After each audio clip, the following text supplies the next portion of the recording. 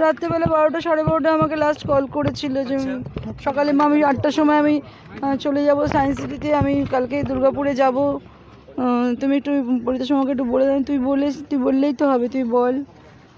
তারপরে ওর কি শরীর খারাপ ছিল? শরীর কেমন ছিল?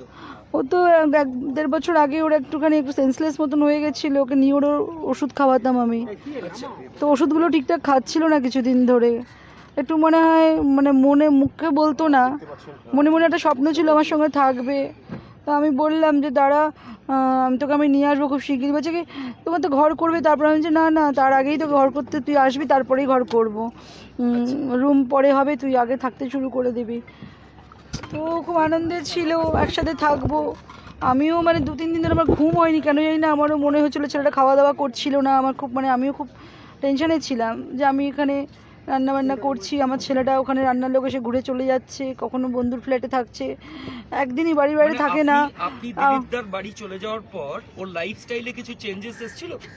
একটু আপসেট থাকতো, মন খারাপ হয়ে যাচ্ছিল একটুখানি, আমাকে সেটা বুঝতে দেয়নি, কিন্তু আমি বুঝতে পারছিলাম। খাওয়া দাওয়া করছিল না, কুক এসে বেল মেরে চলে যাচ্ছে, রান্না করতে পারছে না, ঘুম থেকে উঠেই অফিসে দৌড়চ্ছে, অফিস থেকে হ্যাঁ খেয়ে নেবো, অফিসে গিয়ে কিছু খেয়ে নেবো, হ্যাঁ এটা খেয়েছি ওটা খেয়েছি। আমি বুঝতে পারছিলাম যে খাওয়া দাওয়া ঠিকঠাক হচ্ছে না। আমি না সবে মানে ডিসাইড করেছিলাম যে আমি আজকেই ওনাকে বলবো, কালকে রাতে একটু কথা বলতে চাইছিলাম ওনার সাথে। তো আর দেখলাম যে উনি একটু মানে উনিও বেরিয়েছিলেন।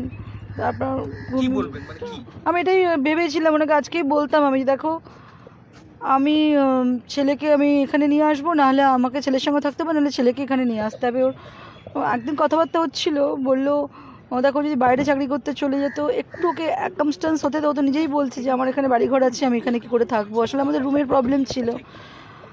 তো আমি ওটাই ভাবছিলাম যে ছেলের না ঠিক যত্ন হচ্ছে না, হয়তো আমাকে বুঝতে দিচ্ছে না, মনটা তো আপসেট, ওর না চঞ্চলের মাইন্ডটা একটু ঠিকঠাক ছিল না। আমি 3-4 দিন ধরে মা, তো আমি ভীষণ বুঝতে পারতাম। আর ও মাদার্স ডে সেলিব্রেট করতে আসলো আমার বাড়িতে সানডেতে, কেক নিয়ে আসলো, আমার জন্য একটা গিফট নিয়ে আসলো, আগেই আমাকে এক্সাইটেড হয়ে বললো। স্যাটারডেতে আমি গেছিলাম ওর সঙ্গে থাকতে, স্যাটারডে বলছে মা আমি আজকে একটু বন্ধুর বাড়িতে যাবো, রাত্রে তো ফিরবো না সাউথ থেকে, কালকে আমি তোমার সঙ্গে সেলিব্রেট করতে যাব মাদার্স ডে।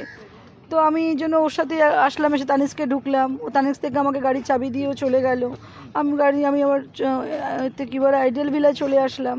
রবিবার ছেলে আসবে বললো, তো রবিবার বিকেল নাগাদ আসলো, আমাদের সাথে আধা ঘন্টা থেকে যা তুই, বলে কি না আমি পরে আসবো, চলে গেল। বাড়িতে গেলেন সাপুরজিতে, তখন বাড়িতে কাকে কাকে দেখেছেন? ও ছিল, ওর দুজন অফিস কলিগ ছিল। হ্যাঁ, অফিস কলিগদেরও আমি ভাবতাম যে ঠিক আছে হয়তো মনটা ভালো নেই, ওরা বলতো আন্টি তোমার কাছে নিয়ে যাও, কিন্তু বলে যে তোরা তো বাড়িতে গেলে মা বাবাকে দেখতে পাস, আমি তো, তোরা আমার ব্যাপারটা বুঝবি না। আবার বলতো আমি হ্যাপি আছি। সারা রাত ছিল ওরা? সারা রাত ছিল? হ্যাঁ, কালকে রাত্রে ওরা ছিল, একজন 10টার সময় এসছে, একজন রাতে 3টের সময় এসছে, দুজনেই অফিস কলিগ। বলছি ওর বান্ধবী ছিল ওর সঙ্গে? সেও অ্যাকম্পানি করছিল।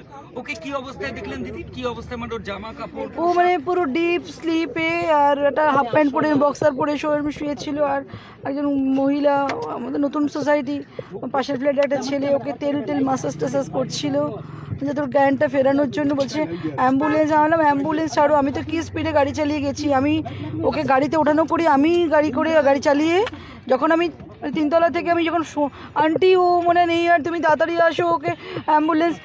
আমি যে কী হয়েছে, ওকে তুমি অ্যাম্বুলেন্স দেখো, আমি আসছি, এক্ষুনি আসছি।